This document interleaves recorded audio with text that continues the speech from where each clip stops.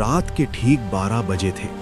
बारिश थम चुकी थी, लेकिन हवाओं में अब भी सड़ांध और मिट्टी की अजीब सी गंध तैर रही थी। रमेश अपनी कार से उतरते ही ठिठक गया। सामने खड़ा था भैरवपुर गांव, एक ऐसा गांव जिसके बारे में कहा जाता था कि यहां से जो गया वो कभी पूरा वापस नहीं लौटा। रमेश एक पत्रकार था, उसे अफवाहों पर यकीन नहीं था। गांव में फैली शराब की कहानी उसे सिर्फ एक सनसनीखेज खबर लग रही थी। लेकिन जैसे ही उसने गांव की सीमा पार की, उसका मोबाइल अपने आप बंद हो गया। आसमान में बिजली चमकी और उस रोशनी में उसने देखा गांव के हर घर के दरवाजे पर काले धागे और नींबू टंगे थे। गांव पूरी तरह सुनसान था, न कुत्तों के भौंकने की आवाज, न ही किसी इंसान की हलचल। रमेश धीरे धीरे आगे बढ़ा, तभी उसे किसी के रोने की धीमी आवाज सुनाई दी।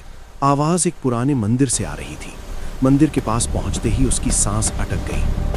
अंदर एक औरत बैठी थी, सफेद साड़ी में, उलझे हुए बाल और चेहरा पूरी तरह झुलसा हुआ।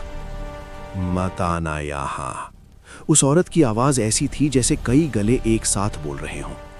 रमेश पीछे हटना चाहता था, लेकिन उसके पैर जैसे जमीन से चिपक गए हों। औरत ने बताया, सालों पहले इस गांव में एक बच्ची को जिंदा जला दिया गया था, सिर्फ इसलिए क्योंकि वो अलग थी, क्योंकि उसकी आंखें लाल थीं। उस बच्ची का नाम था काव्या।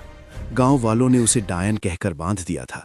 जब आग जली तो काव्या चिल्लाई नहीं, उसने सिर्फ एक बात कही, तुम सब इस दर्द को जियोगे एक एक सांस में। उसी दिन से गांव पर श्राप उतर आया। जो भी रात में बाहर निकला वो सुबह तक पत्थर बन चुका मिलता।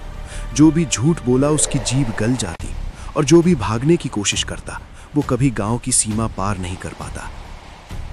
रमेश को अचानक महसूस हुआ कि मंदिर की दीवारों से काले हाथ निकल रहे हैं, उसके पैरों को पकड़ते हुए उसे जमीन की ओर खींच रहे थे। तभी मंदिर की घंटी अपने आप बजने लगी। डर से चीखते हुए रमेश बाहर भागा, लेकिन गांव अब बदल चुका था। हर घर की खिड़कियों में चेहरे दिख रहे थे, जले हुए, बिना आंखों के, मुस्कुराते हुए। रास्ता घूम घूम कर वहीं लौट आता जहां से वो चला था। उसकी कार गायब थी।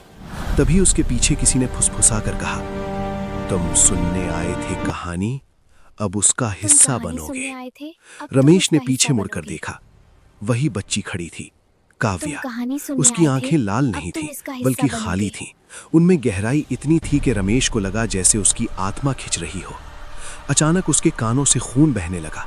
उसे गांव वालों की चीखें सुनाई देने लगी, जैसे समय पलट गया हो। आग की लपटें, जलती चमड़ी की गंध और हंसी, बहुत सी हंसी। सुबह जब पुलिस गांव पहुंची तो मंदिर के बाहर एक पत्थर की मूर्ति खड़ी थी, हाथ में कैमरा पकड़े हुए। पत्थर की आंखों से खून की धार जम चुकी थी। गांव के बाहर एक तख्ती लटकी थी, जिस पर ताजा खरोंचों में लिखा था, श्राप सुनने वालों के लिए नहीं, मानने वालों के लिए होता है। और उस रात भैरवपुर के नक्शे से एक और रास्ता गायब हो गया।